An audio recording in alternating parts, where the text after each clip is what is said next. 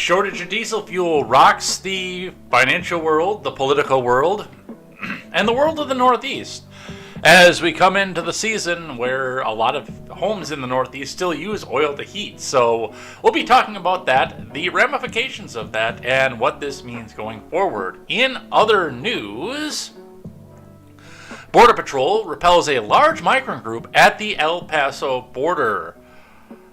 And all sorts of falsities come off of this, including rubber bullets and the fact that these people are just here seeking a better life. We'll talk about why I don't believe that and where we go from there and what this means right before an election. The Supreme Court blocks Congress from being able to get Trump's tax returns temporarily, and I'll talk about why that should be permanent, right after the IRS clears the way for Congress to get them. So we'll go over that, what that means, and where we go from there. And what else do we have going on here? And another poll comes forward showing Zelda leading Hochul and gaining support from groups of New Yorkers. This might actually be a competitive race as we go into this. As we move into our last little bit of run for the midterms. It is going to be all of this and more. Welcome to the end of midterm season. I am Jay Edgar, and this is Contemporary.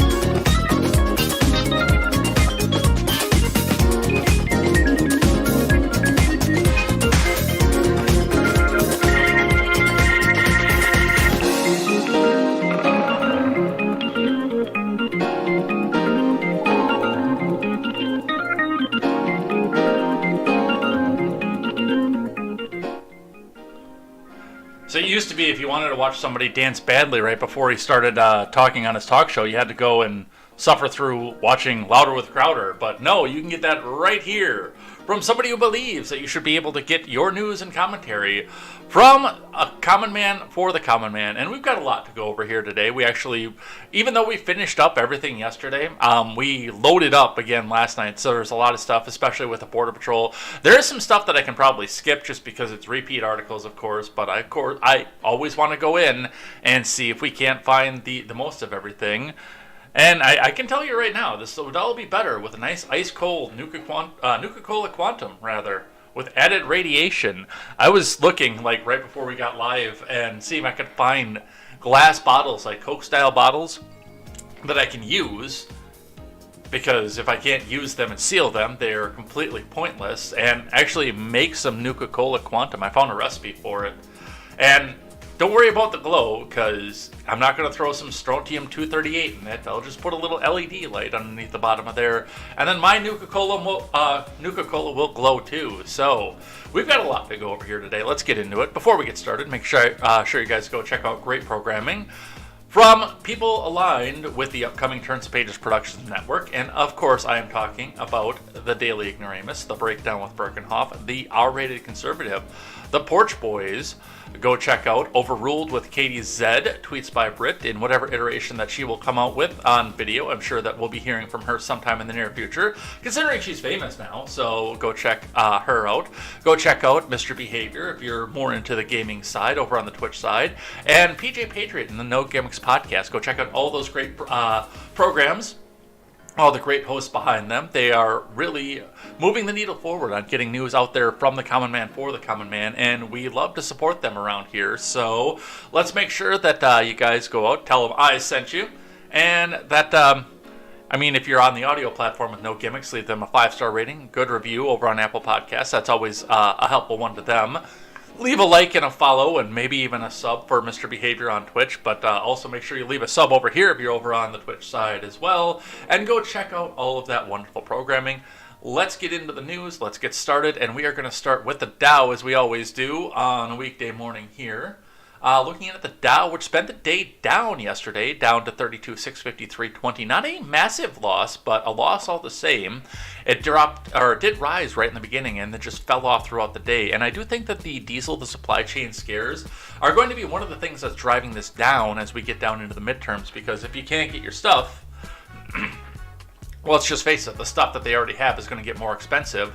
Plus, there's the transport, there's everything else. And by the way, I was looking at the gas prices earlier. That's coming up too.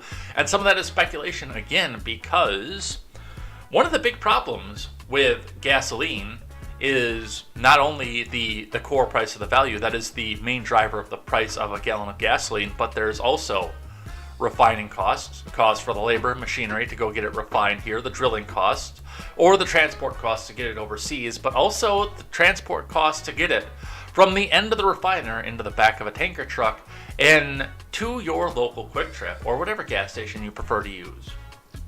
Those trucks all run on diesel too. And it's going to get interesting. It's really going to get interesting in the next few days. So we're going to continue to watch this and see what happens with this, and we'll continue to watch the Dow and see what's happening there. Only one finance article today because our diesel fuel shortage, our top story, really is a finance article as well. Looking in at the Bitcoin. Let me get your live chat up here so I can see what you guys are doing.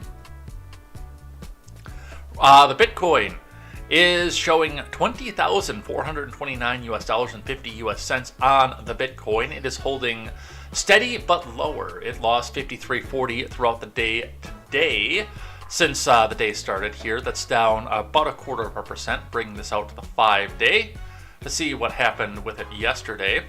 The Bitcoin is down 167 across the 5-day, but looking closer and tighter on November 1st, it did look like it took a big rise yesterday and then fell off again shortly after the day changed. So we'll continue to watch this and see what happens with this and where the Bitcoin goes.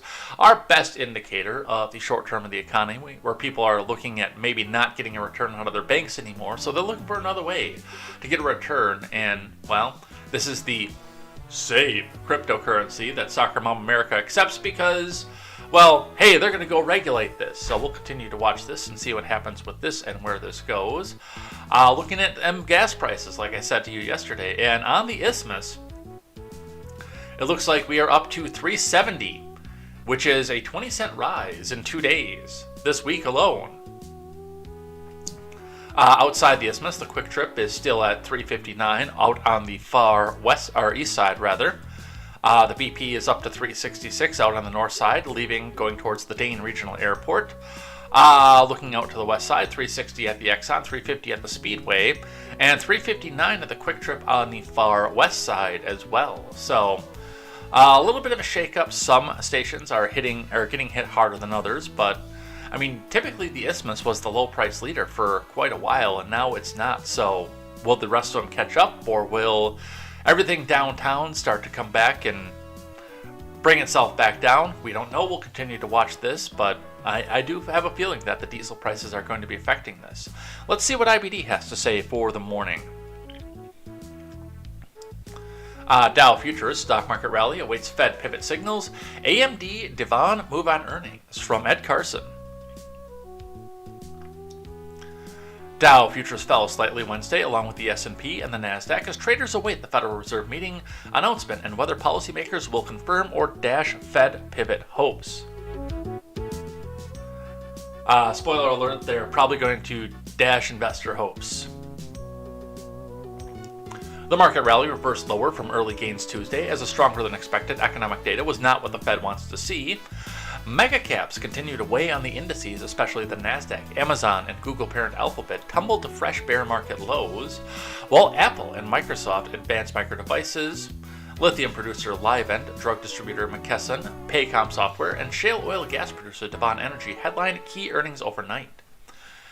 AMD rose despite weak results. Livent fell as hot revenue growth wasn't quite hot enough. Devon Energy retreated on a dividend, but Paycom edged higher on strong earnings, while MCK, that was McKesson, was not yet trading after mixed results. Devon stock is on the IBD 50. Meanwhile, Tesla rival BYD will report October sales soon, following lackluster at best deliveries from NIO, Li Auto, and XPeng. BYD rose 2.6% on Tuesday, while Tesla closed up 0.1% off intraday highs. I mean, we can't get those in our market, so I don't know why they're trading in our market, but I've never seen a NIO, a Li Auto, or an XPeng. I see a couple Teslas every day, but for the Fed meeting, the Federal Reserve is expected to increase rates by 75 points for a fourth straight meeting, but the market is split over whether policymakers will hike rates by 50 or 75 in December. I hate to say that, but this is not the time to be worrying about that. The time to worry about that is after they get done hiking the rates here, and then looking and seeing at what it does to the stock market and the employment reports. And by the way, all this is doing when they keep hiking these rates like this is helping the big billionaire companies that the Democrats seem to think are the source of all their evils. It's sort of a big catch-22. I'm kind of impressed and I'm kind of here to see it, but I don't think they understand what it is that they're actually doing with this. Some relatively tame inflation data in various central banks moves around the world, including a few hints from Fed officials, have bolstered hopes of a Fed pivot to smaller rate hikes. The Fed policy statement is due out at 2 p.m. Eastern Wednesday, with Jerome Powell's news conference at 2:30 p.m. Investors will be looking for any Fed pivot hints. Powell may not want to give clear signals to maintain maximum flexibility. The Fed chief will likely include caveats about reacting to key data. The October jobs report is due on Friday, following a stronger than expected September JOLTS survey. On Wednesday, the ADP employment report estimated private payrolls rose by 239,000 last month, higher than expected. On the futures, Dow futures fell 0.1 versus fair value, the S&P lost 0.1, and the Nasdaq declined 0.1. Futures turned from mixed to slightly lower on the ADP report released at 8:15 a.m. Eastern Time. The 10-year yield fell 1 point to 4.04, the dollar edged lower. Crude oil futures edged higher while natural gas prices jumped 7%, continuing their volatile swings this week. Wheat futures fell solidly as Russia said it would rejoin a deal that let Ukraine export grain via the Black Sea after backing out last weekend, so you might be able to still buy bread after all this. Remember, overnight action in Dow futures and elsewhere doesn't necessarily translate into actual trading in the next regular stock market session. So that's what we see coming out of finance here, but we've got a series of articles all the way down to this one from The Blaze talking about something that might throw a great big wrench in everything that we just read about here. We are going to start with just the news, which is green check verified, by the way. You wouldn't think, being a smaller news company, but they report just the news. Diesel shortage raises alarm as fuel logistics firms issues code red in Southeast.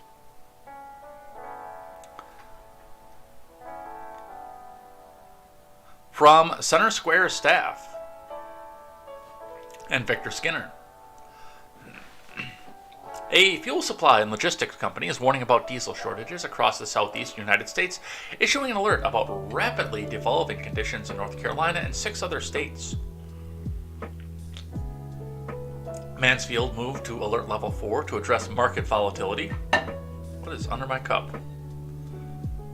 Don't tip over. Apparently there were some crumbs on my desk. And code red in the southeast, which means the company is now requesting 72-hour notice for deliveries when possible to ensure fuel and freight can be secured at economical levels. The code red applies to Maryland, Virginia, North and South Carolina, Georgia, Alabama, and Tennessee.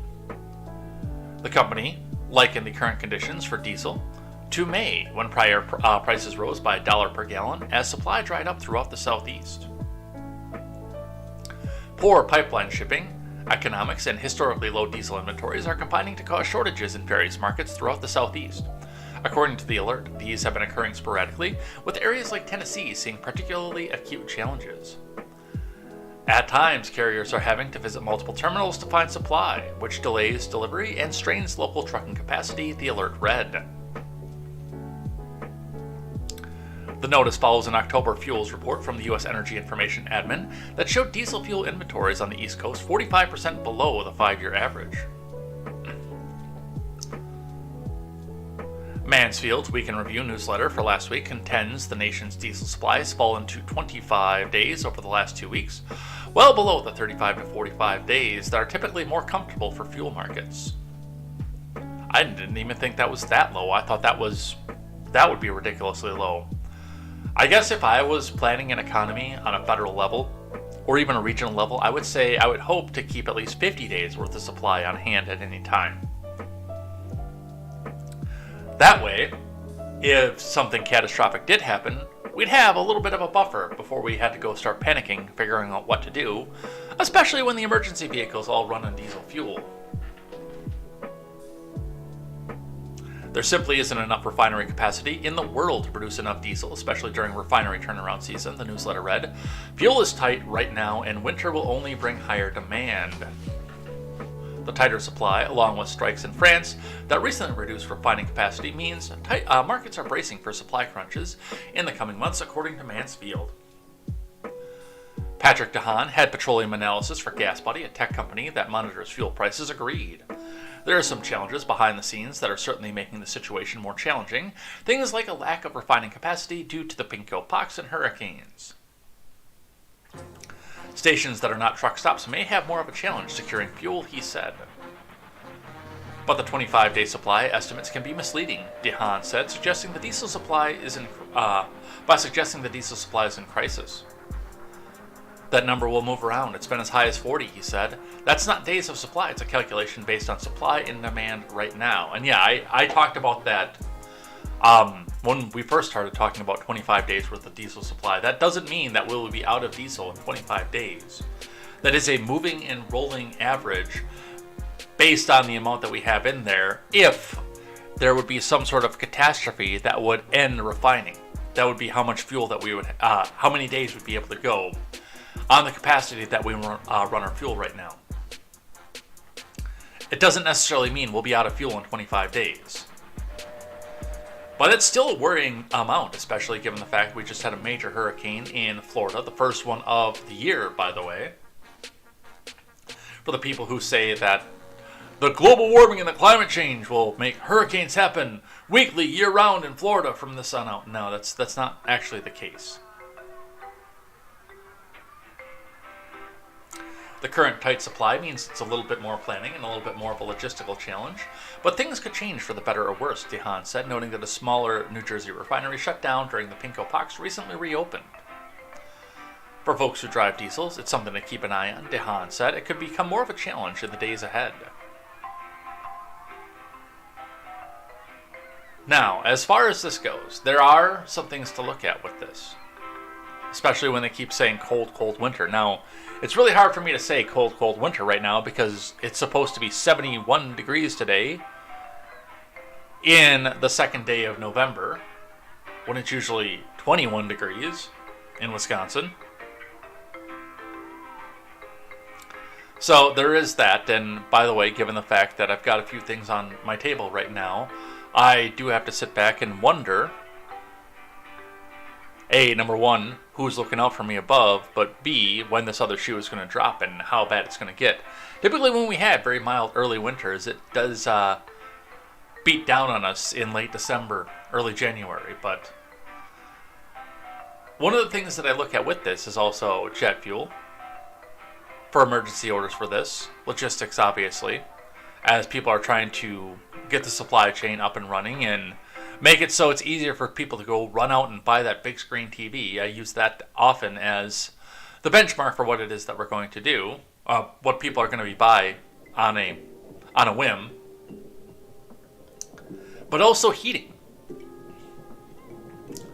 A lot of houses in the northern New England area, New York, upstate New York, because of the age, because of the time that a lot of those places were developed, are still set up to use fuel oil for heat. So it's a problem. It's not a big one yet. It's not a panic one yet. Somebody had asked on Twitter, are you worried about the diesel shortage? I said, I'm concerned about it, but it's not. We're not in panic switch mode yet.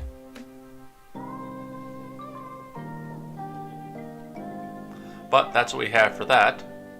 Let's grab one from Fox Business. Diesel disaster, truckers working for peanuts amid surging fuel prices. From John Michael Rosh. Truckers told Fox News they're struggling to make money as diesel prices surge amid a worsening shortage.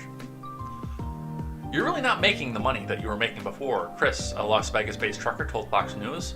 You're barely getting by right now. The only people that will survive are the bigger companies, he continued. The smaller ones won't make it. The U.S. had only 25 days of reserve diesel supply as of October 14th, a low not seen since 2008. The Energy Information Admin reported this week. National Economic Council Director Brian Deese told Bloomberg TV the depleted reserve is unacceptably low and that all options are on the table to address the situation. I'm willing to bet that drill baby drill is not one of those options that are on the table right now.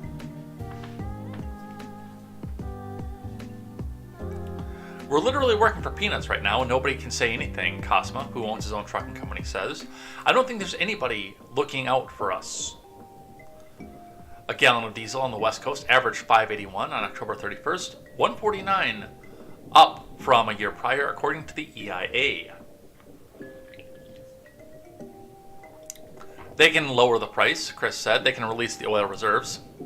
No, they really can't anymore. They're scraping the bottom of the barrel here with that.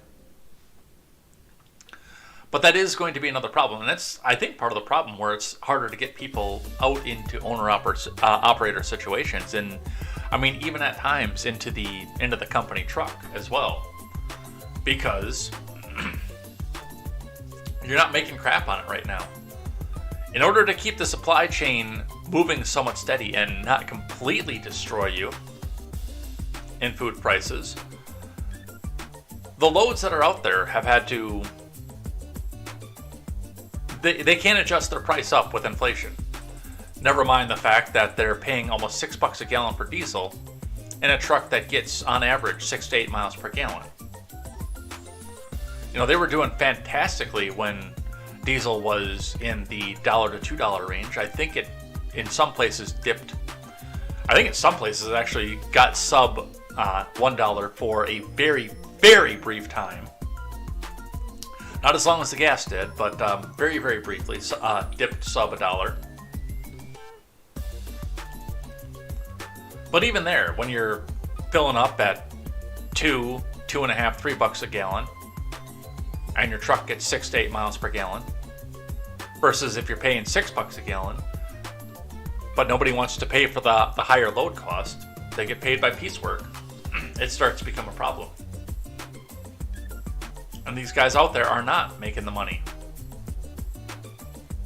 So that will be something to continue to watch and see where this goes.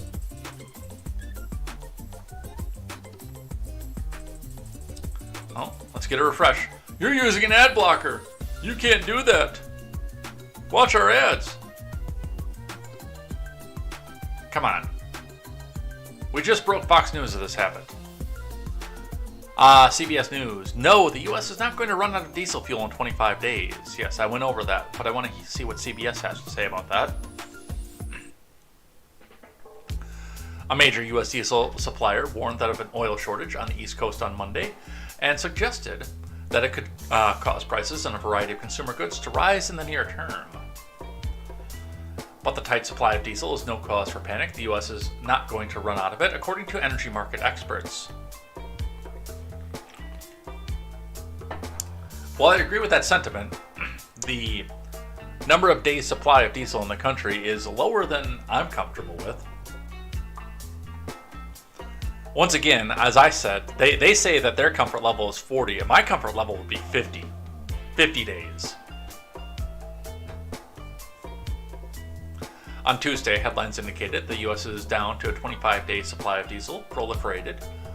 Fox News host Tucker Carlson last week tweeted, "Well, this country is about to run out of diesel fuel." Yeah, that sounds like the kind of fear porn that Tucker would peddle. Those of you who are new here or seeing this for the first time, because our good friend Quest Fanning tweeted this out and announced this for us, I am not a fan of Tucker. I praise him when he does good, but I'm not a fan of Carlson. The current limited supply, however, does not mean the U.S. will be out of diesel used to fuel trucks and heating systems in that time period. Inventories of diesel and gas are down below 5-year averages, and if the entire world were to stop, we would have 25 days worth of diesel. But the world doesn't stop. We're not counting on it stopping. Ed Hers, professor of energy at economics at University of Houston, told CBS Money Watch.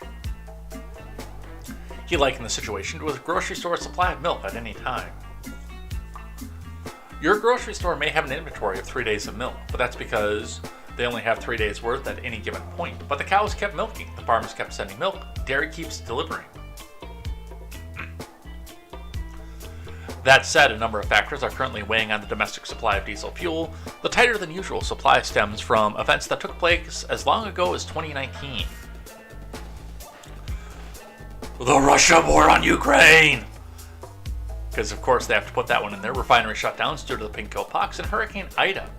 And a fire explosion in a Philadelphia refinery back in 2019 have all contributed to a reduced refining capacity of roughly 1 million barrels per day, according to energy expert Patrick DeHaan of GasBuddy.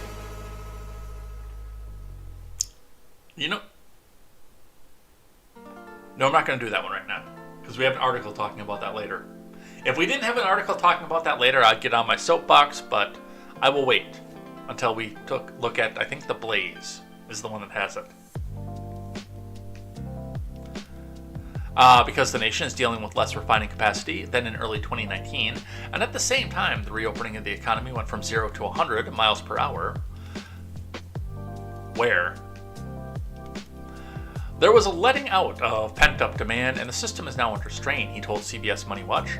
As demand starts to throttle back, I expect modest improvements down the line, not necessarily in a few weeks. Europe has also stopped purchasing oil from Russia as a result of the attack on Ukraine, leading to more competition for diesel fuel in the Northeast. Yeah, they're going to keep trotting that line out, even though we only got like 4% of our oil supply from Russia.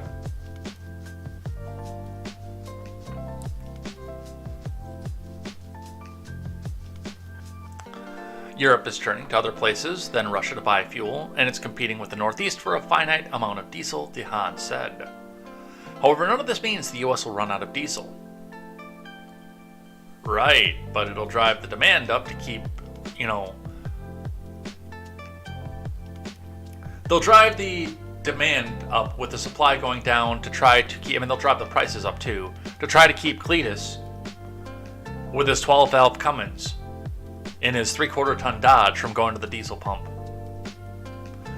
And tried to dissuade, refined Christopher, the manager, who loves the environment so much that he got his diesel TDI Golf that gets 40 miles per gallon from going and filling up his Golf and instead going and buying a Cavalier. Save it for truckers, essentially.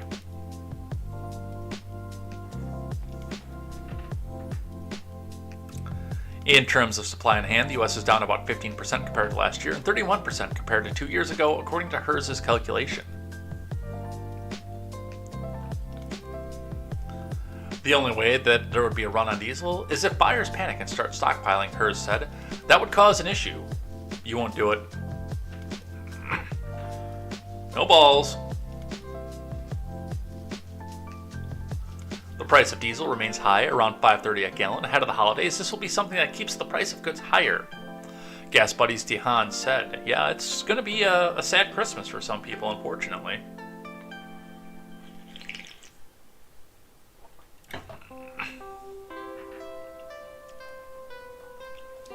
While the diesel shortage won't affect consumers at the pump, that is crap, by the way, it could squeeze them in store aisles.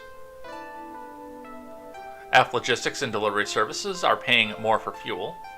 Some of those increased costs will be passed down to shoppers and could exacerbate inflation in the near term and throughout the holiday season. Customers won't feel it when filling up with gasoline. That is crap because all of that gasoline gets to the pump in a truck that's powered by a 13-liter diesel engine. So I already know that you're full of crap, DeHaan. But as they shop for the holidays, the cost of goods will be higher, DeHaan said. It will contribute to some level of inflation. He noted that Prime hiked the price of an annual membership that offers perks like expedited shipping on online orders by 17%. So, there are some things to watch as they try to tell you that, no, this isn't going to affect you, we're not going to run out of fuel.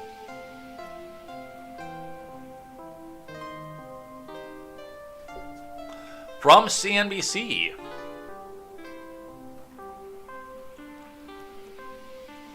Ford's October sales slide 10% amid supply chain issues. Are you seeing the price of a new truck lately? It's not just supply chain issues. The diesel market is in a perfect storm as prices surge, supply dwindles ahead of winter, from Lori Ann LaRocco. We'll touch on this briefly.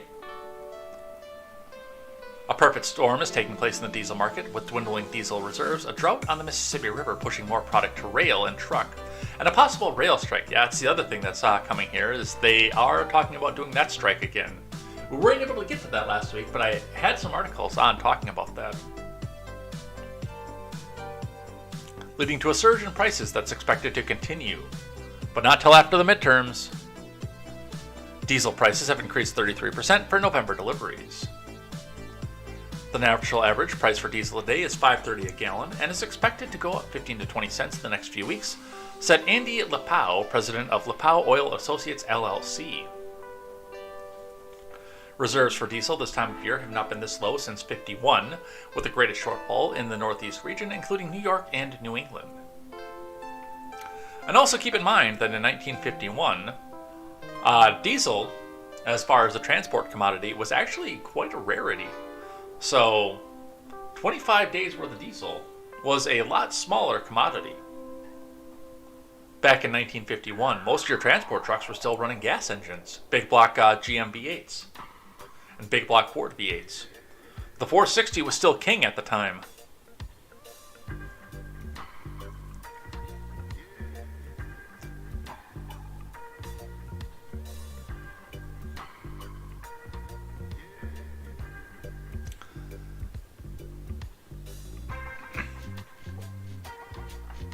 And yeah, they're kind of showing the difference there too. And, as we say, U.S. population in October of 1951 was 150 million. Today is 332 million. Inventory, 106 million versus 102 million. So there's more inventory, but there's more demand for it. Demand, barrels per day, 4.2 million versus 1.02 million. And day supply, 102 versus 25.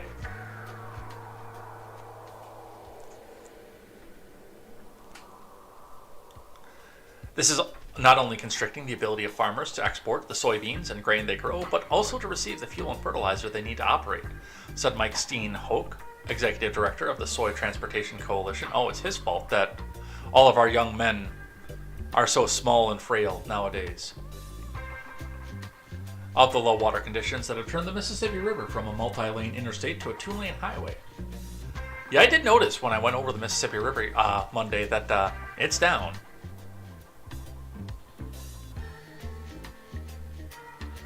Uh, 460 is a 7.6.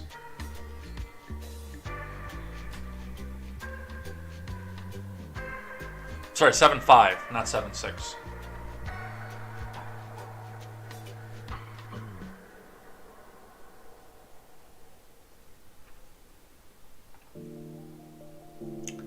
Now, adding insult to injury is the increased uncertainty that railroads will be able to provide an effective lifeline during this critical time. It's a vivid reminder that it is not enough to produce a crop or have demand for that crop. Having a reliable supply chain that connects supply with demand is also essential for farmers to be successful, Steenhoek said.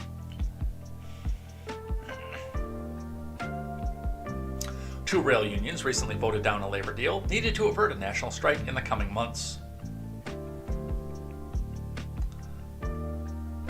East Coast refiners operating at max capacity. Diesel inventories in the New York, New England markets face an acute crisis, down over 50% since last year, and at the lowest level since 1990, according to Lepau. LaPow says the East Coast refineries are making as much diesel as they can and dependent on tankers and barges for supply. Any weather delay causes the terminal to run out of product. According to the EIA, East Coast refineries operated at 100% capacity in June and July.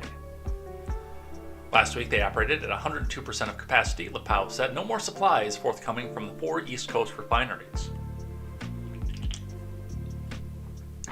If you can find a sweater in the store right now, I'd buy it. It might get a little bit cold for a little bit.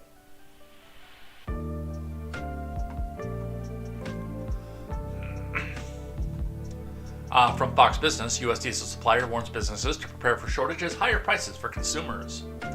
I'm gonna consume! We read about this. Mansfield Energy, we talked about these guys already. Skip that one. Price point, we talked a little bit about this. Let's touch on this a little bit more. Seriously low diesel supply threatens to worsen inflation. From Rachel Frazen. A seriously low U.S. and global diesel supply is likely to drive up fuel costs and worsen inflation, raising concerns as the cold weather months approach. The national number for distillates are pretty tight, said Patrick DeHaan, head of petroleum analysis at GasBuddy. It's uncomfortable. It doesn't mean that you're going to see widespread outages, but if we get a bout of cold weather, things could be challenging. Analysts say the confluence of factors, long bubbling beneath the surface, are now coming to head as colder temperatures bring more seasonal demand for diesel, a fuel that powers trucks and buses, and is used in heating. This is the start of heating oil season. This is when the demand really starts picking up as we enter the winter months, said Demnil Chowdhury, the head of North and Latin American refining and market research at S&P Global Commodity Insights. The country has about 25 days worth of diesel left, a level that is considered very low, DeHaan said, that normally the country supplies closer to the low to mid-30s in terms of numbers of days remaining. Again, I still think that that's really, really low. It's just me. Much of the country's attention has been focused on gasoline prices, which have fluctuated throughout the year. They've generally fallen in recent months following a peak of $5 a gallon in June. Gas and diesel are products made from oil, and oil prices soared after the invasion of Ukraine, and before that too, by the way. So they're going to come back here and try to explain this off of this, but as we said when we were reading back in Fox Business and CBS News, part of the problems that we're going with this is the pass down of costs. If you've got to spend more to get that truck there, they pass that along to the grocery store, the end recipient from the truck, and then the end recipient passes that price along to the consumer because it's the only way they can stay afloat. You know what's really weird to me? We haven't started to see a lot of talk about homemade and biodiesel and diesel conversions the way that we did the last time we were looking at a crunch like this. And I mean, we weren't even close yet at that point to seeing numbers like this. But I remember, because I used to actually watch network TV, I used to watch the Power Block on, was it Spike at the time? I think it was still Spike at the time.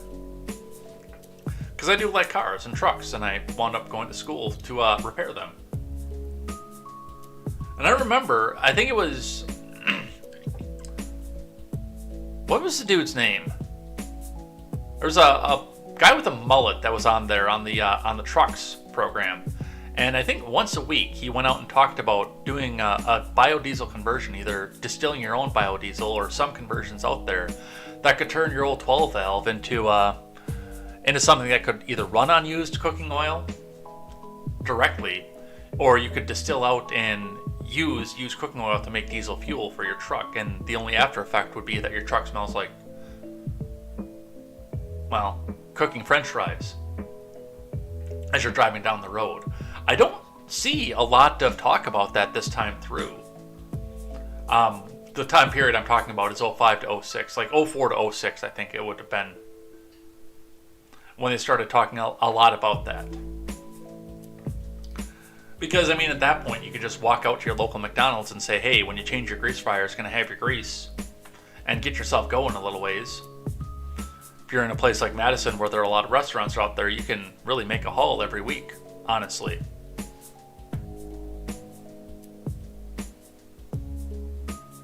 To try to bring some of the supply up a little bit.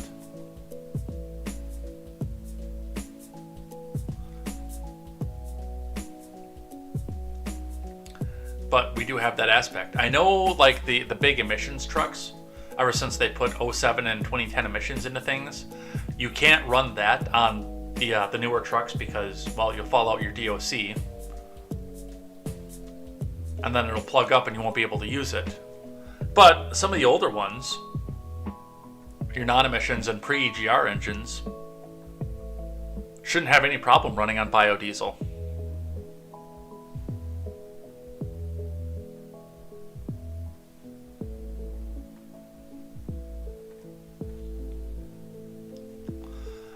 It's crushing. Diesel fuel prices drive up cost of goods in Memphis. Yes, as we talked about, that is going to be a problem as the prices rise. It's crushing, said Marcus Campbell, a driver from Jacksonville. Prices are high. I can say it's affecting my company really bad right now. According to this data from the Energy Information Admin, distillate levels are their lowest since 2008. This spring, the U.S. banned imports of all Russian energy products. Some of the country's refineries have also closed, worsening the shortage. Everybody's paying for it, said Kevin Box, a driver from Greenville. It ain't just the drivers, it's everybody. According to AAA, the average cost of diesel in Tennessee is $5.10 a gallon. A year ago, the average cost was $3.45.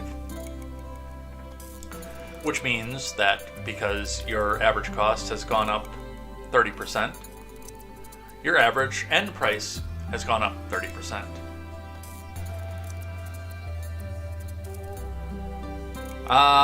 One more here. KMTR out of Eugene and AAA says diesel fuel supply is tight, but there's no shortage. We went over some of that. It's tight, but like I said, we're not going to be running out of diesel fuel right before the holidays. I'm also kind of curious as to what's going on here and why Santa Claus is sentenced to life in prison right before Christmas. Man sentenced to life in prison for Oregon cold case killing of wife of 26 years ago. It's been 26 years since there's been a Mrs. Claus.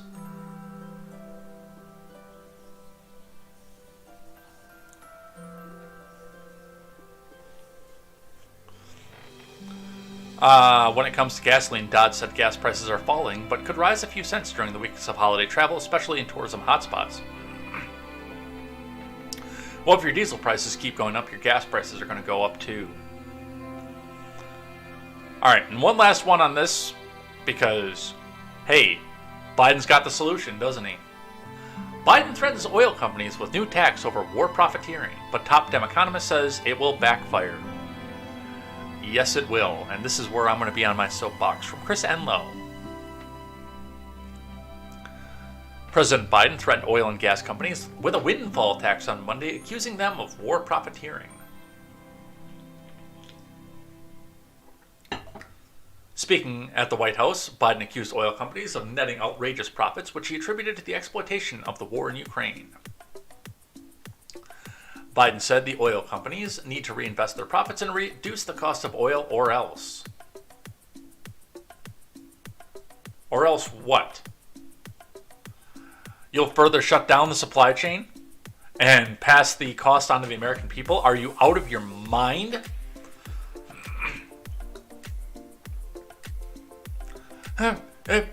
If they don't, they're going to pay a higher tax on their excess profits and face other restrictions, Biden said.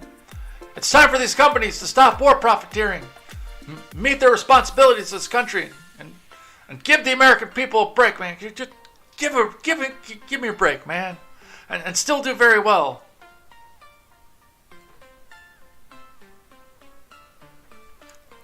The U.S. is not, in fact, at war. Moreover, Biden claimed that if oil companies were not profiteering, then Americans would be paying on average 50 cents less per gallon of gas. He did not provide evidence to back up that claim, because there is no evidence to back up that claim. Larry Summers, the former Treasury Secretary who served in the Clinton-Obama admins, predicted Biden's windfall tax will backfire. I'm not sure you understand the argument for a windfall profit tax on energy companies. If you reduce the profitability, it will discourage investments, which is the opposite of our objective, Summers pointed out. If it is a fairness argument, I don't quite follow the logic, since even with the windfalls, Exxon has underperformed in the overall market over the last 5 years, he noted. As Summers observed, the oil business is highly volatile. For instance, while Biden emphasizes the industry's current profits, the 5 biggest oil companies, Exxon, BP, Shell, Chevron, and Total Energies, lost $76 billion in 2020. Biden, however, made no mention of that. Meanwhile, the American Petroleum Institute also pointed out in response to Biden that the oil industry does not control the price at the pump. Oil companies do not set the prices, global commodities markets do, API President and CEO Mike Summers said. Economists at the Federal Reserve of Dallas have explained why oil companies are not responsible for the high prices of gas at the pump. According to their calculations, less than 60% of the price of gas is directly related to the price of oil. Other costs associated with the price of gas include oil refining, distribution, and taxes. The truth is, the gas stations control the price at the gas pump. No, they don't.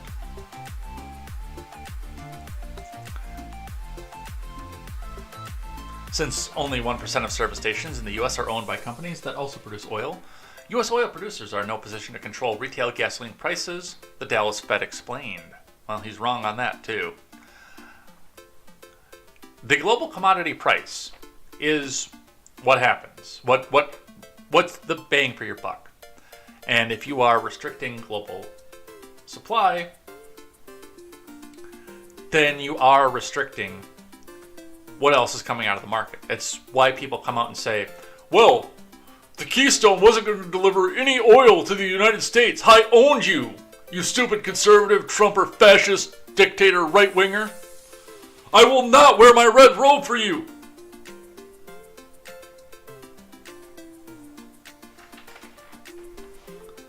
You're right. It was not planning to bring any gas and oil or anything into the United States, but it was meant to flood the global market with oil. So everybody could have a share. So we weren't fighting over the same 24 barrels of oil coming out of Saudi Arabia.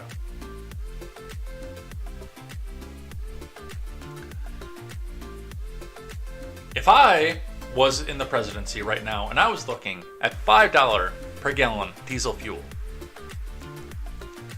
well, first off, what I'm about to say, every single environmentalist would be protesting on my lawn today as I do what I'm about to say here. If I was president, I would go to the IRS and Congress if I had to and say, okay, we're going to pass new legislation.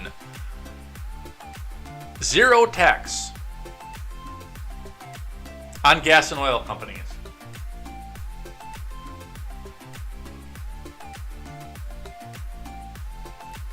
And we'll put a 5-year sunset on it.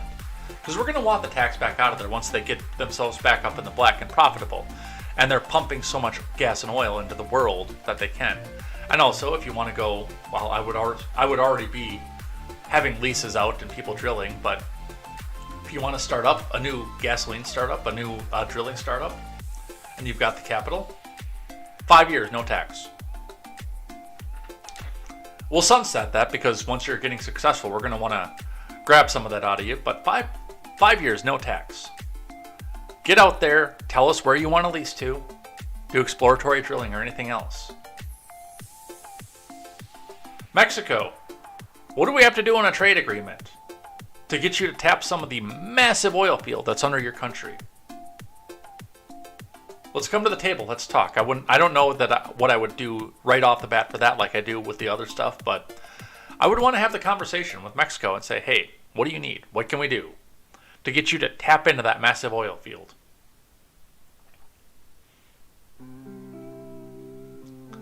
Let us flood the globe with oil. And the worst part of that is that would be the biggest burden on Russia. because nobody would even want to buy from them. Europe would be running up to come and drain us dry right now.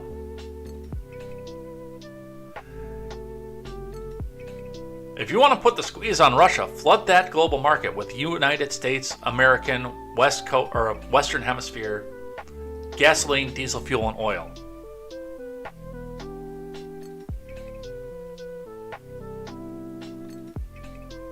But see, they don't want to do that.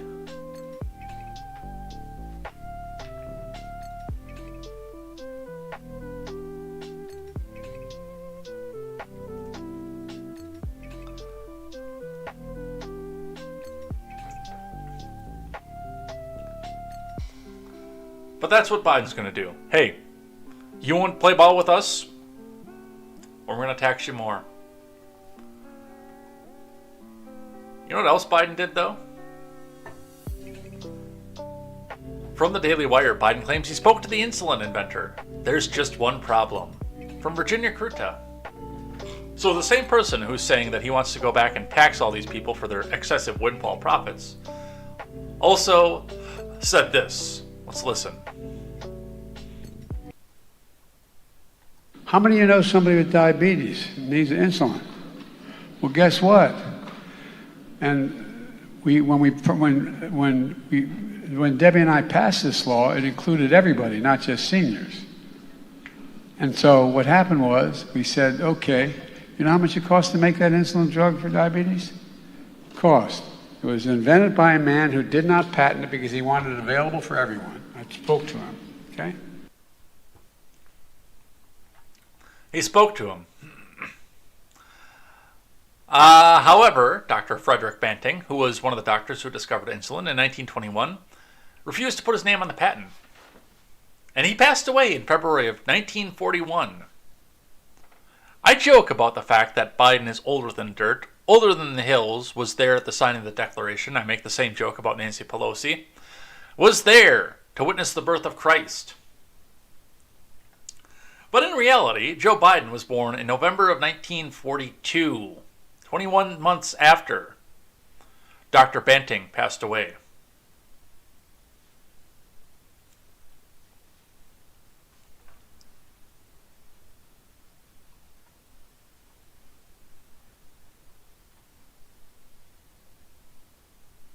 Let's talk about the border. Speaking of tapping into Mexico here. This is fantastic, by the way. I'm leading on the way by on the thought that this is a staged photo op. But we're going to look into these articles as if this happened the way that they're presenting this in this video. J. Omar Ornelas. Customs and Border Patrol agents fire rubber bullets, which is not true. Those are pepper balls. We'll look at the video when we get up there, and I'll show you how I know they're pepper balls. On migrants as migrants retreat on the north bank of the Rio Grande in El Paso, Texas. Let's watch.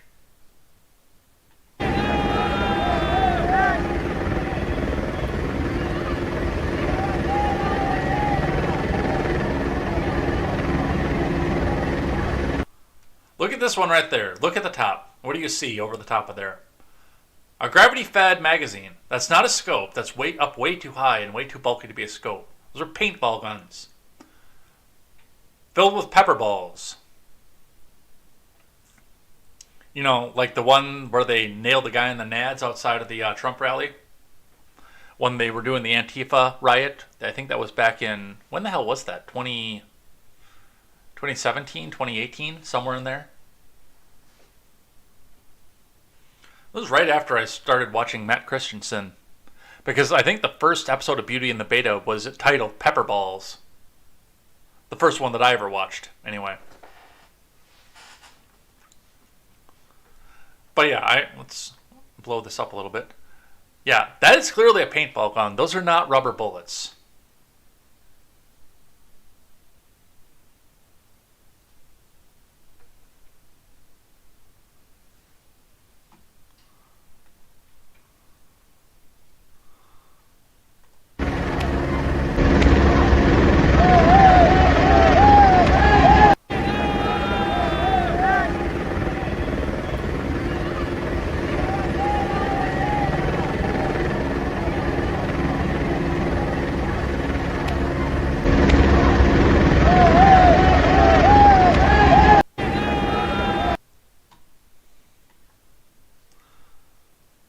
So, the first problem that I have with this, by the way, is this.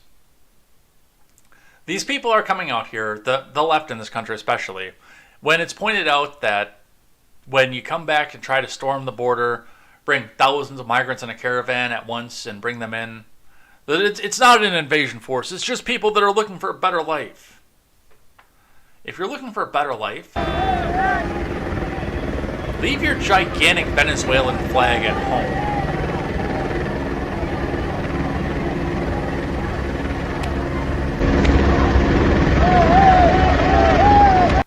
Because when you are marching on the border of a foreign country, especially when you've gone through 12 other countries to get to that foreign country, and when you're marching on that border, assaulting that border, carrying the colors of your country, that's what invading forces do. How many countries did they have to go through to get here from Venezuela? Let's look at a map.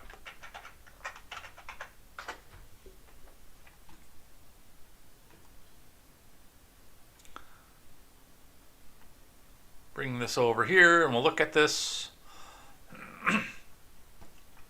Venezuela. So, and I don't know where they're starting off in Venezuela, but they say that they're coming across land. They're not coming Cuba, Dominican Republic, or across sea anywhere. So they have gone through Colombia, Panama, Costa Rica, Nicaragua, Honduras, possibly El Salvador, but we're going to keep that off. So we are 1, 2, 3, 4, 5. Guatemala, 6. Mexico, 7. If you have gone through 7 countries with your flag to go storm the border here out of Cuidado Juarez, and you are carrying the flag of your country, you're an invading force at that point. You're not seeking a better life. If you were seeking a better life, you'd be out there with that flag on fire.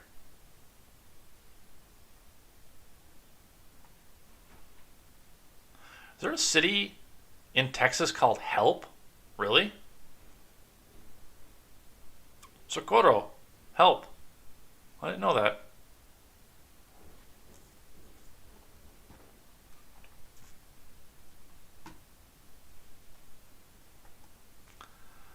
So there's 2 lies in one tweet, but there is something happening here. Reading from the El Paso Times. Too much stuff on my desk. I can't see where my volume bar is over here.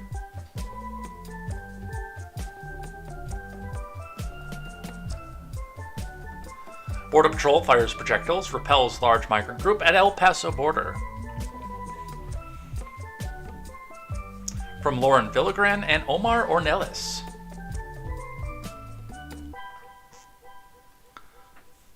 A tense and chaotic scene erupted at the U.S.-Mexico border along the Rio Grande in El Paso as a large group of migrants crossed the border waving Venezuelan and Honduran flags and Border Patrol fired crowd control projectiles. Pepper balls, by the way. Pepper balls, that's what they are. If you say crowd control projectiles, you're telling all of our little friends over to the left who say, throw open the border, no human is illegal, that they're firing rubber bullets. Or beanbags, maybe. Border Patrol has been expelling Venezuelan migrants to Mexico since mid-October and may have found themselves stuck in limbo at border cities in Juarez. Dozens have been sleeping in the south banks of the Rio Grande, hoping for a change in U.S. policy. Why doesn't Juarez do anything about it?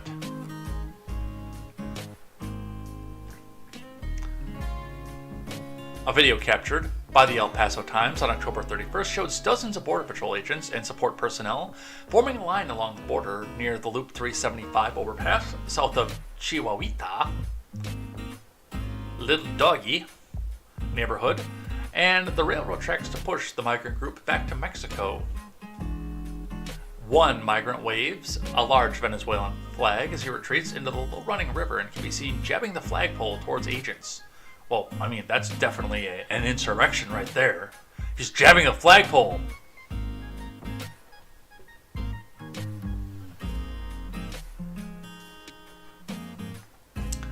Agents fired at least 3 shots of what Border Patrol spokesman Landon Hutchins initially called a crowd control projectiles after agents were allegedly assaulted.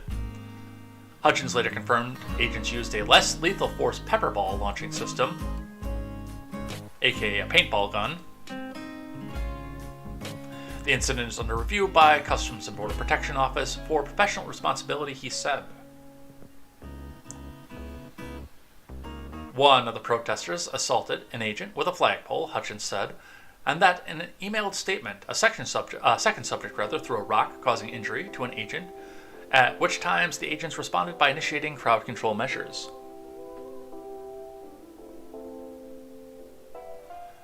Use of force incidents at Border Patrol and crowd control have been rare in urban footprint of El Paso, where the Rio Grande canals and the 30-foot border fence discourage mass border crossing.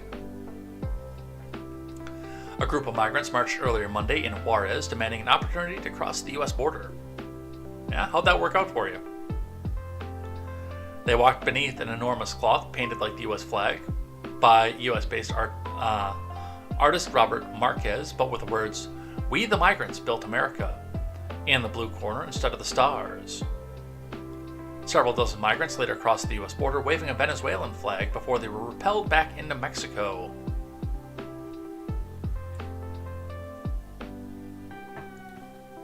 And again, the next question is why didn't somebody stop them in the 7 countries before?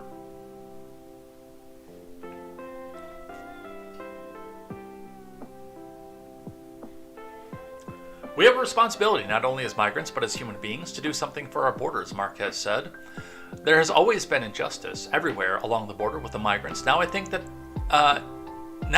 the time, for us to raise the voice to say what we need to say.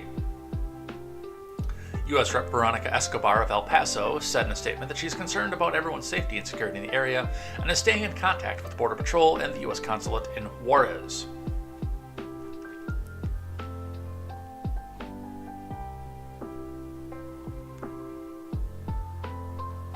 Let's see, what else do we have for this? Illegal migrants wave the Venezuelan flag. We talked about that. And again, if you were coming here seeking a better life, that flag would be on fire right now while you're trying to cross. You'd be striking your colors and saying, no, it sucks in Venezuela. Help us.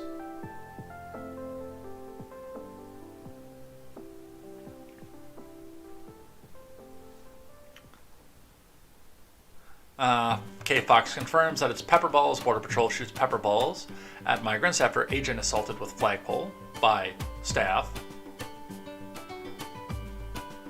El Paso Sector Border Patrol agent shot pepper balls towards migrants after an agent was assaulted near the U.S.-Mexico border Monday, according to U.S. Customs and Border Protection. CBP said Venezuelan nationals were protesting along the Rio Grande River international boundary near downtown El Paso when one of them assaulted an agent with a flagpole. Agents then responded with crowd control measures, which included the use of pepper ball launching system, a paintball gun. The crowd dispersed and returned to Mexico, according to CBP.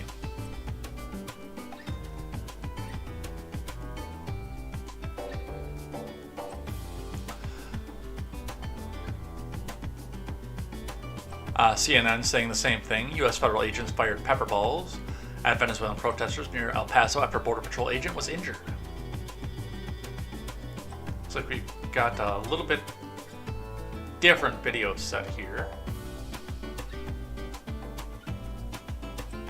But we probably have to hear new video some this morning. What it shows is Border Patrol irritating agents CNN firing anchor talk. pepper ball projectiles at a group of Venezuelan migrants. You see them here trying to push them back from Texas back into Mexico. The ACLU and Texas civil rights groups are condemning this action this morning. Rosa Flores who has done just extensive reporting, Rosa, on the border. What can you tell us about this? Well, Poppy, it's very early in the investigation. We have a lot of questions, but here's what we do know.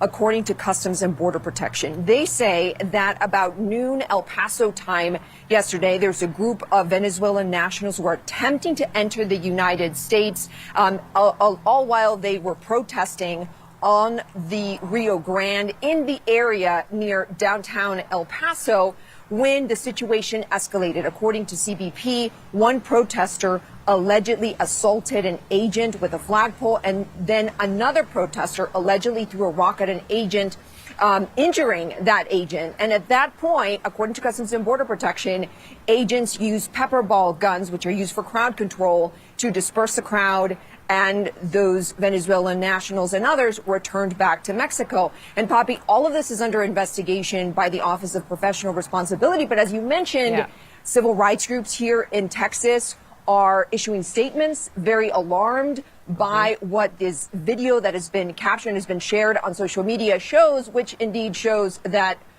agents were using those pepper ball guns on migrants. I think it's also notable, and Rosie, you know this about this better than any. All right, that's enough of them.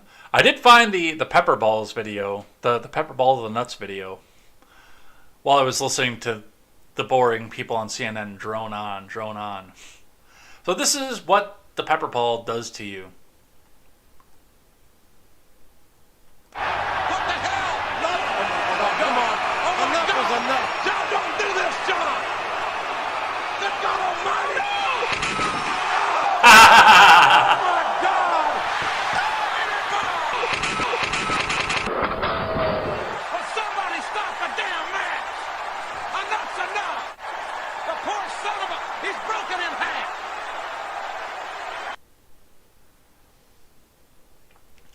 The thing that happens when you kick the tear gas back at the crowd controllers. Let's talk about Russia.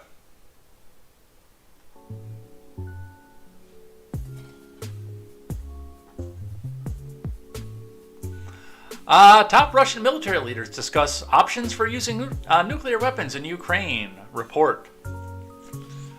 If this is true, by the way, this will be the first time they've ever actually used the words nuclear weapons. And now we actually might have to sit and figure out what's going on with this. From Ryan Saavedra. Top Russian military officials have reportedly discussed in recent days when and how to use tactical nukes against Ukraine, should the Kremlin give the order to do so. Do you like all the historical stuff in the St. Petersburg Church in Moscow and the history that's there? All those beautiful buildings that you have downtown? Because I just want to remind you that if you do this, we may have a feckless, stupid leader in this country. But the military brass that's pulling his strings are not feckless and stupid. And there will be no more Moscow if you do this, just so you know. Although they might also actually thank you, because I'm sure that a lot of the records that implicate them are in Kiev and will not exist after you blow the crap out of Kiev. So it might be 6 in 1, half a dozen other situation for the U.S. The New York Times reported that Vladimir Putin was not part of the discussions, according to multiple senior U.S. officials. The report said that Putin has the sole power to issue the order to use nuclear weapons. U.S. military officials were stunned that discussions were even taking place, because it meant that Putin's past threats about using nuclear weapons may not just be bluster, in spite of the fact that he never actually threatened to use nuclear weapons. The officials would not disclose the specific scenarios that Russian military leaders discussed where they would potentially use such weapons. However, the report said that the officials have not seen any substantial evidence that Russians were planning to use tactical nuclear weapons in the near future. Reports surfaced earlier last month that a Russian military train was reportedly transporting equipment for the nation's nuclear weapons program to the front lines of its war with Ukraine, sparking fears that Putin could be preparing to use nuclear weapons amid Russia's mounting losses in the war.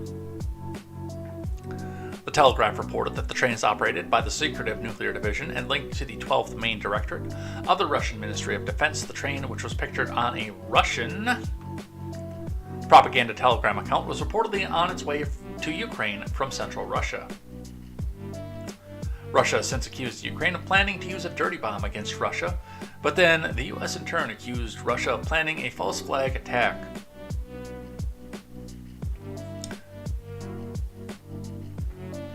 I was going to make a poop joke, but I decided against it.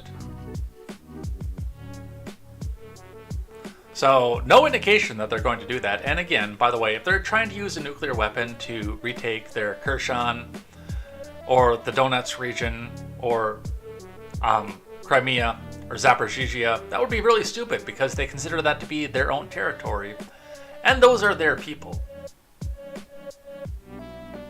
The only real place that they could use a nuclear weapon right now, given the fact that they've annexed these places, would be Kiev. That would be the only realistic place that would be possible to use that. And make their point without hurting people who are officially, by the annexation, their subjects. You don't turn a nuclear weapon on your own people, unless you're Eric Swalwell.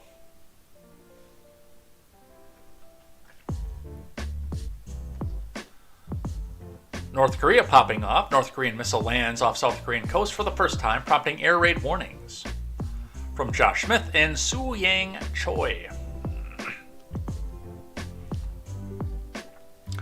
A North Korean ballistic missile landed less than 60 kilometers off South Korea's coast on Wednesday, the first time an apparent test has landed near the South's waters, leading to air raid warnings, officials said. The missile was one of 3 short-range ballistics fired from the North Korean coastal area of Wonsan into the sea, South Korea's Joint Chiefs of Staff said. The Joint Chiefs said at least one of the missiles landed 26 kilometers south of the northern limit line, a disputed inter-Korean maritime border.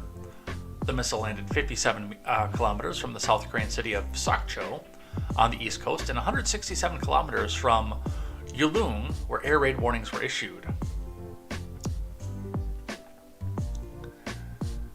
We heard the siren around 8:55 a.m. and all of us in the building went down to the evacuation place in the basement. And Yulung, a county official told Reuters, we stayed there until we came upstairs around 9:15 after hearing that the projectile fell into high seas. A resident on the southern part of the island said that they received no warnings. The launches came just hours after Pyongyang demanded that the United States and South Korea stop large-scale military exercises, saying such military rashness and provocation can no longer be tolerated. What do you want to bet Biden flubs this one, too?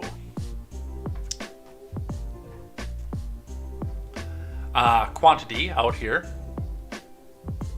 North Korea launches at least 10 missiles. South Korea answers with its own test missiles. Okay, you have my attention. From Landon Mian. North Korea on Wednesday fired about a dozen missiles in the direction of South Korea. At least one landed near the rival's tense sea border. South Korea retaliated by firing its own test missiles. The latter of which we paid for, by the way, just so you know.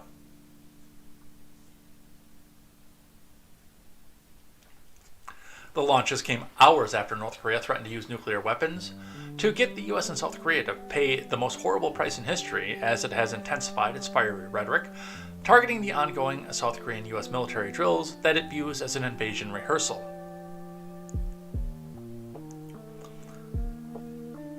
You know, I would say that these little fat puke has nothing to worry about, but after all the tension and all the gritting of teeth of everybody wanting to go into Ukraine and fight off the evil Russians, and the people who are gritting their teeth and ready to go run and fight to go fight off the evil Chinese going to invade Taiwan.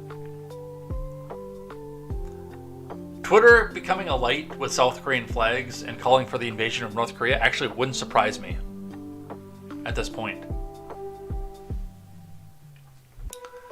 So they're shooting back and forth at each other. You remember that time a couple years ago when we didn't have to worry about a war? I remember.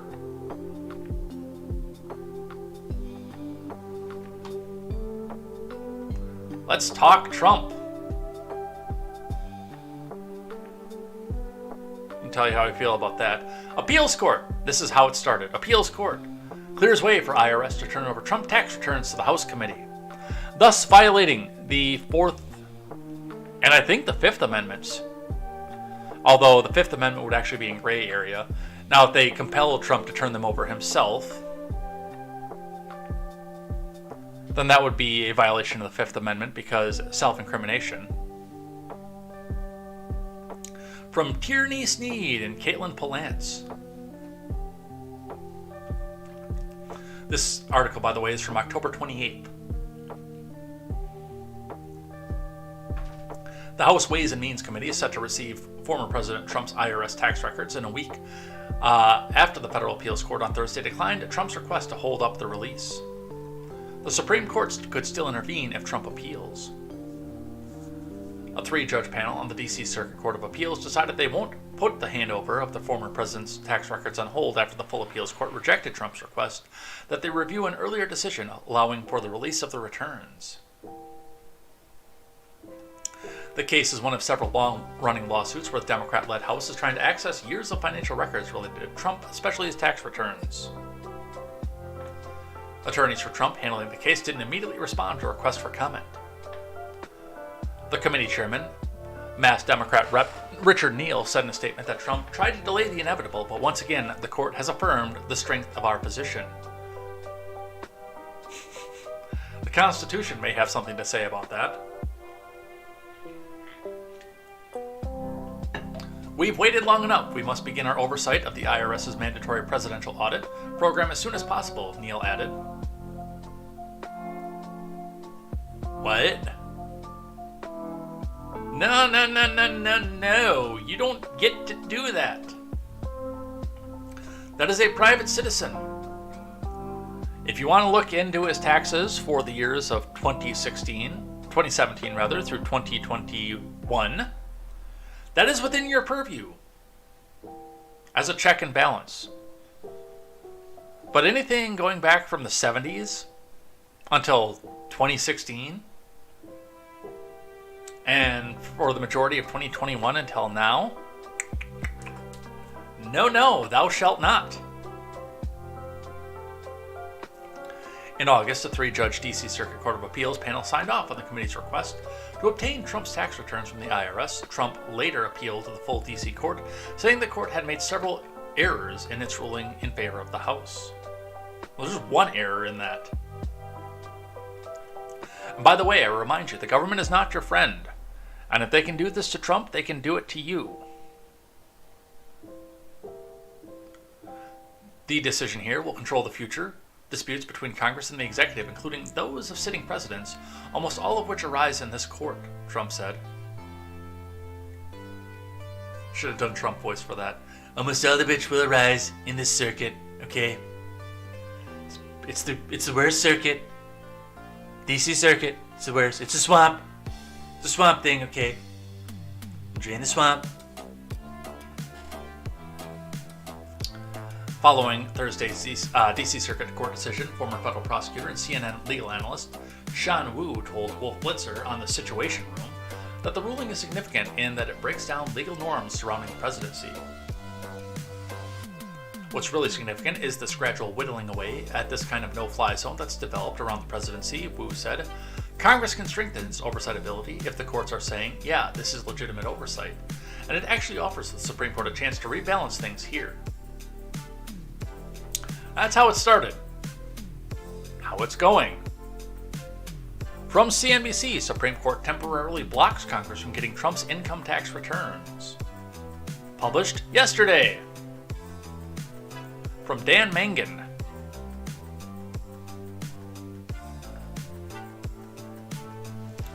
I kind of did, and even though we shouldn't be talking about Trump until he announces his run, I did kind of enjoy people like Joyce, JoJo from Joyce, and Jersey, My Wife's Son Reliant, and Politics Girl, who is another one that's getting spammed in everybody's Twitter feed, melting down over this, telling us how illegitimate the Supreme Court is for following the Constitution.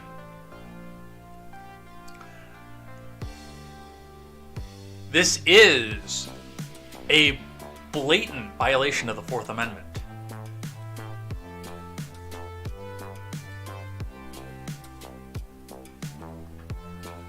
John Roberts on Tuesday temporarily blocked the House Ways and Means Committee from obtaining years of federal income tax returns of former President Trump and related business entities from the IRS. Roberts' order came a day after Trump's lawyers filed an emergency application with the Supreme Court requesting the delay, and 2 days before the IRS was set to give the committee the Republicans' tax returns. The Chief Justice gave the Ways and Means Committee until November 10th to respond to Trump's application for the delay. Trump wants the Supreme Court to block the committee from getting his tax returns, while the Supreme Court has a duty to block the committee from getting the tax returns. And those of the related entities for the years 2015 through 2020, until he formally asked the High Court to allow him to appeal to lower court rulings that cleared the way for records to be handed over.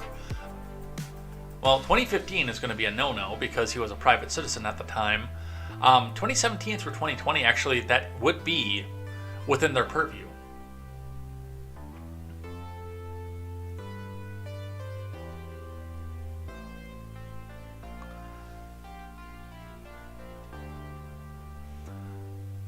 And in fact, I'm a little surprised they don't already have that.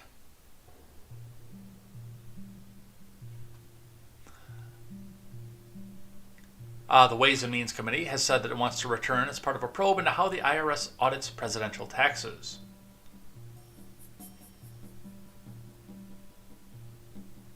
But Trump, who was a candidate and president, broke 4 decades of tradition by refusing to publicly release his tax returns, which was within his rights, argues the committee is just trying to embarrass him and plans to make public his returns. Trump's application Monday was directed to Roberts because of the Chief Justice handles emergency applications, such as this one arising out of the U.S. Court of Appeals for the District of Columbia Circuit. Dylan Peachy, a spokeswoman for the Ways and Means Committee, in a statement responding to Roberts' order, said the committee maintains the law is on our side and will file a timely response as requested. Peachy also said the committee chairman, Richard Neal, looks forward to the Supreme Court's expeditious consideration. Trump's lawyer, William Consovoy, did not immediately respond to a request for comment.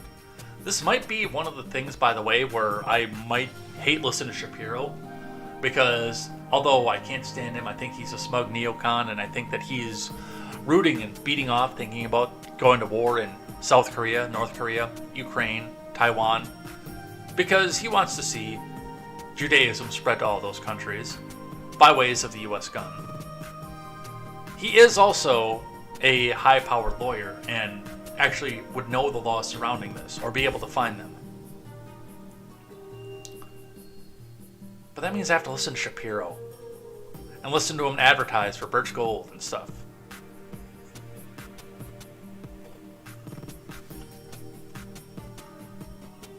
I will admit I do like to listen to him when there's an actual legal battle that's going on. Because as a lawyer, he is the authority on that in the podcast world.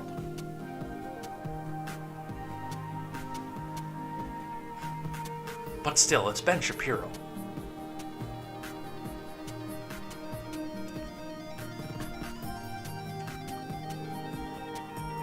The Supreme Court does not automatically grant appeals, and it's not clear if Trump will convince enough justices on the court, 3 of whom he appointed, to take his case. But if the court does so, it could prevent the committee from getting the returns for months or even years. Or forever. Supreme Court cases can take months or longer to resolve.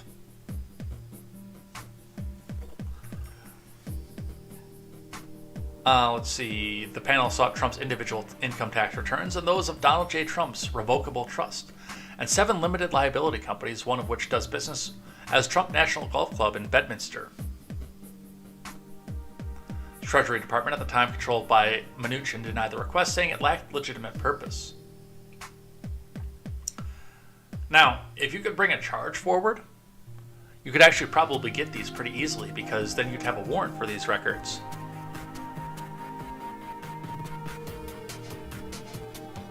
But we lack a standing at this point. That's number one. That's the big one. And there's no investigation. There's no crime. And we're coming into the point, and this is why the Fourth and Fifth Amendment were contrived. To prevent us from getting to a point of, bring me the man and I shall find you the crime.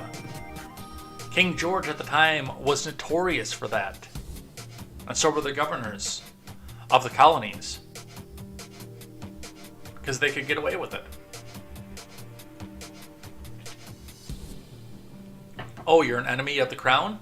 Well, let me just keep digging through your records. I'll find a crime in there somewhere.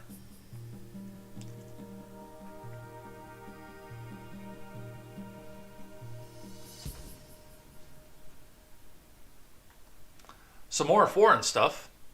U.S. warned of Iranian attack on targets in Saudi Arabia and Iraq. Report from Ellen Mitchell. Yeah, let's just have another war theater out there. Saudi Arabia has warned the U.S. of an imminent Iranian attack on targets in the kingdom and in Iraq.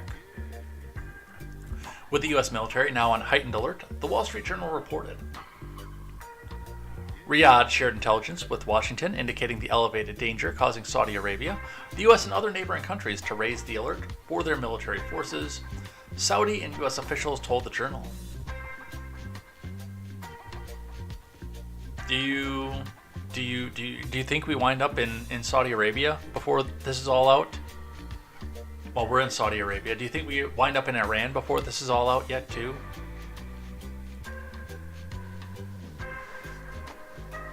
Asked whether the report later Tuesday, Pentagon Press Secretary Brigadier General Pat Ryder said that he would not talk about specific force protection levels, but that U.S. officials do remain concerned about the threat situation in that region. So, we were at a relative peace at the end of 2020. Crimea was still a thing, obviously, but Putin was making no advances forward. The Abraham Accords had just signed in on, and Iran made a lot of threats, but didn't do a lot of things. North Korea had stopped their missile testing. Taiwan was on edge, but Xi Jinping wouldn't do anything. And in the span of 2 years, this is the fourth global theater that's getting ready to go pop off.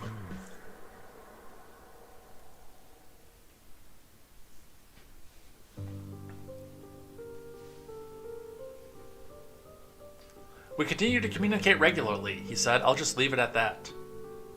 So, no details as to what the threat is, how they got the threat, or anything else off of that, but apparently there's a big threat going on. From the Hill, is the 25th removal in Joe Biden's future? This is an op-ed from the Hill. The opinions expressed in here are the opinions of the author, Merrill Matthews, and not necessarily the opinions of the Hill, also are not necessarily the opinions of Turns and Pages Productions, Contemporary, or J. Edgar. And with that being said, let's read. The time may be coming when the country will have a serious conversation about the very uncomfortable topic, President Biden's mental health. It's a conversation the left and the media forced on the public during the Trump admin. Claims that President Trump was not mentally fit for the job and needed to be removed from office began in earnest right after his inauguration in 2017. By January 2018, questions about Trump's mental fitness for the heavy duties of the presidency nudged him to ask his doctor to administer a cognitive test. Members of Congress even requested the nonpartisan Congressional Research Service to provide an overview of the 25th Amendment's history, purpose, and process for removing a president. In December of 2019, 350 psychiatrists and other mental health professionals signed a petition during Democrats' first impeachment fiasco claiming Trump's mental health was rapidly deteriorating, and the accusations took on renewed urgency right after the 2020 election and the January 6th selfie fest. Democrats even tried but failed to establish a presidential disability review body in 2017 to help with the ousting process. All those efforts went nowhere. Yes, Trump can be unpredictable, moody, temperamental, undisciplined, and occasionally downright crude. Well, he's from Manhattan. What do you expect? According to those who served under him. But I know several people who claim similar characteristics for their bosses. Biden's issues are substantively different. We frequently see him, after he has delivered a speech, wander off as if he doesn't know where he is or where he's supposed to go. Someone hurries over and takes his arm and points him in the right direction. At times he's lucid and in control, but other times he seems baffled and confused. It's not unusual to see this behavior in older people, and Biden will turn 80 this month. While many 80-plus seniors are still intellectually vigorous, famed law professor Alan Dershowitz, for example, is 84 and still in an intellectual powerhouse.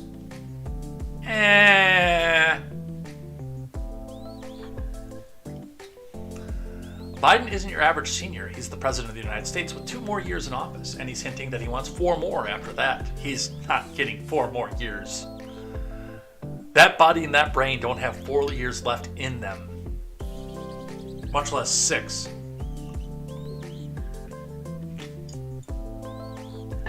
If that is indeed mental decline we're seeing, it will likely get worse. So how would a 25th removal work? The amendment was proposed by Congress in 65 and ratified by the states in 67.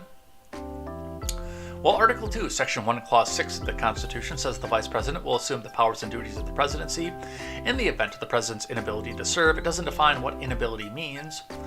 Eisenhower had a number of health issues, so he and then Vice President Nixon worked out an arrangement for when Nixon might need to take charge.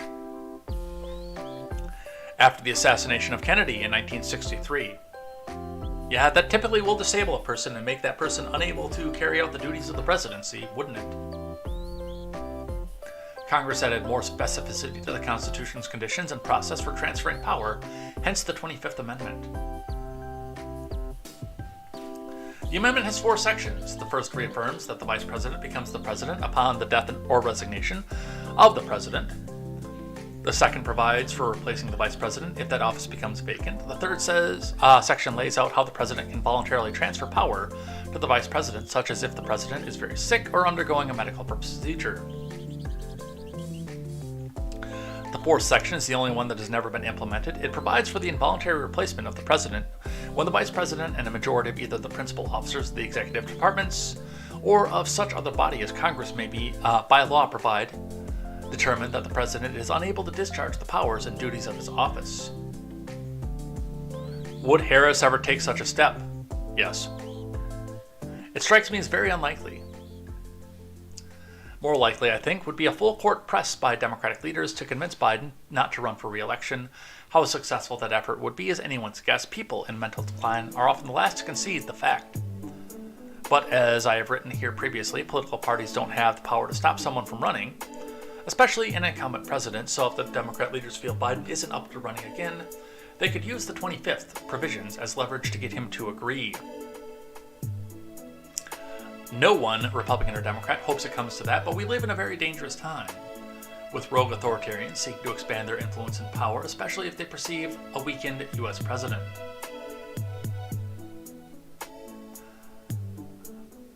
We actually may come into a very difficult situation if the 25th is invoked, or if the chief executive dies.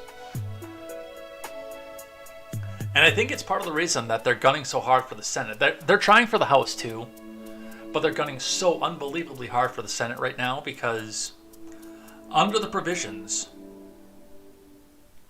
that they have set forward, if they lose control of the Senate, and by the way,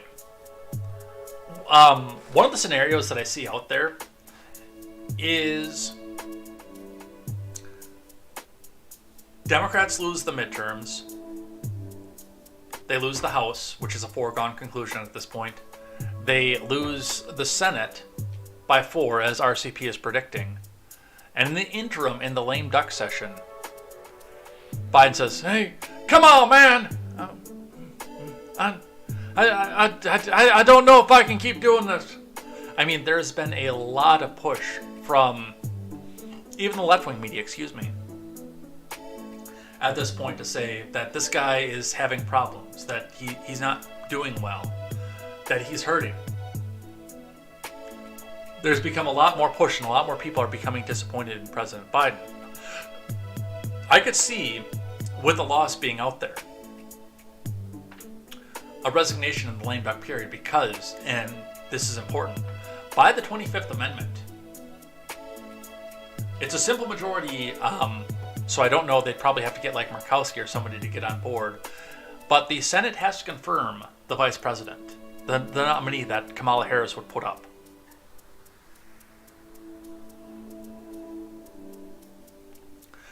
Kamala makes an appointment, presents that appointment to the Senate, Hillary Clinton, presents that appointment to the Senate, and the Senate then has to confirm whoever that person is. If they lose the Senate by 4 seats, there is a very real possibility that the vice presidency could go vacant until 2024.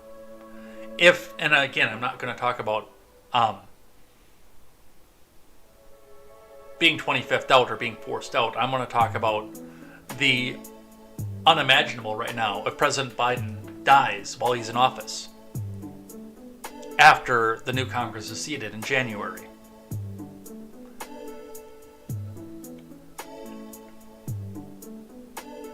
And that's a panic situation because, and again, we're going back to the idea, I glossed over the fact that they're gunning for the Senate so hard to get the nominee confirmed, but if they lose the House, which seems to be a foregone conclusion at this point, the Speaker is whoever generic Republican appoints.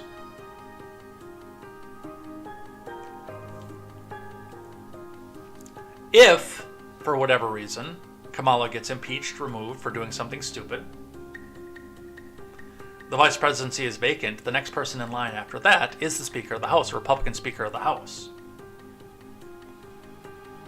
If we see a big enough upset in the Senate next week, there is a real possibility that, yes, Biden resigns. Because, as I said, this guy is touch and go already. He doesn't have 2 years left in him. I'm surprised he made it this far. And they can't let that office go vacant. Well, they can. But it's not a good look, a good place, and a good position for them to be in. If they're going to put one of the least popular presidential candidates into the presidency. But we'll continue to watch and see what happens with this and where it goes. And we, I believe, are out of time at this point. So we're going to have to take off at this point. 9:27. It's that time.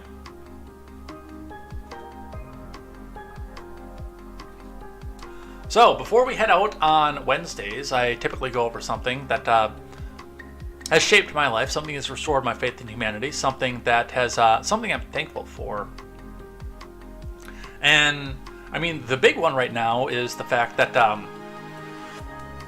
I can't talk about that because that would be a dox kind of. So I'm going to have to kind of gloss over that part, but I do look at some of the other things that are going on here. I would rather at this point just take some time to make an expression. Now, there's a gift send go out there for Athena Barbie doll, Galaxy Barbie, if you're over on the ignorant chat. She's been in here before too.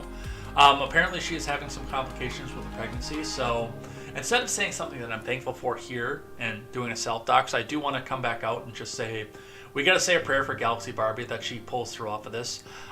There may be a gift send go in the future to go and help with complications for any of that. It is shut down currently, so we can't do any donations. I was actually going to put it at the top of the show today, but because it's currently shut down, we'll wait and see what's happening with that, why it's there, or maybe she's pulled through and we don't even... We have nothing to pray about right now and everything's doing fantastic. But if everybody could just take some time and go and give Galaxy Barbie a prayer, I think that'd be awesome.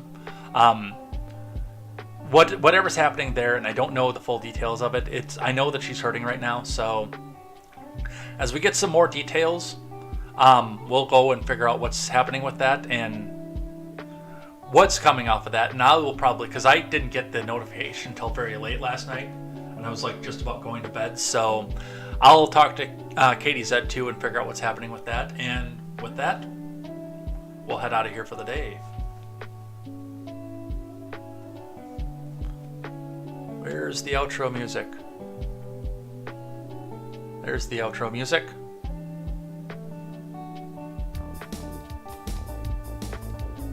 Where's the background music? There's the background music.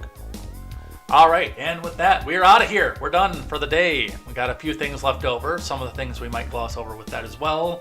But we've got a big chunk of things out here. We've got a lot to think about, especially with the diesel shortage and what that could mean for us and what's going to be happening after next Tuesday. It's going to get interesting, I can tell you that. But come back and join us here tomorrow for more news, more headlines, and more contemporary.